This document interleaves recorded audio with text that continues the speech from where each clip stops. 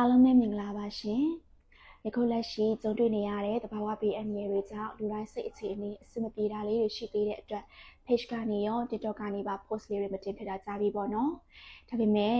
အခုလိုတကြံ promotion လေးတွေကိုသိချင်နေကြတဲ့ customer လေးတွေအတွက်ဒီ rebrand video လေးကိုတင်ပေးလိုက်ရခြင်းဖြစ်ပါတယ်ရှင်။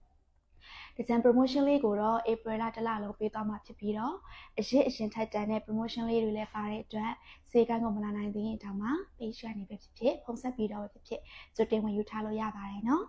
။ယခုလက်ရှိမှာတော့ရန်ကုန်စေကန်းလေးကိုတော့ဖွင့်လှစ်ထားပါတယ်။တကြံတွင်းမှာတော့17ရက်နေ့ကနေ18ရက်နေ့ထိကိုပိတ်ထားမှာဖြစ်ပြီးတော့19ရက်နေ့မှာတော့ပြန်လည်ဖွင့်လှစ်သွားမှာဖြစ်ပါတယ်။မန္တလေးစေကန်းနဲ့နေပြည်တော်စေကန်းကိုတော့ဒီ customer လေးတွေနဲ့ဝန်ထမ်းလေးတွေရဲ့လုံခြုံမှုအတွက်ကိုရောစေကန်းအတွင်းမှာပြန်လည်ပြင်ဆင်ရေးအတွက်ကြောင့်ပါကိတ္တခဏပိတ်ထားမှာဖြစ်ပါတယ်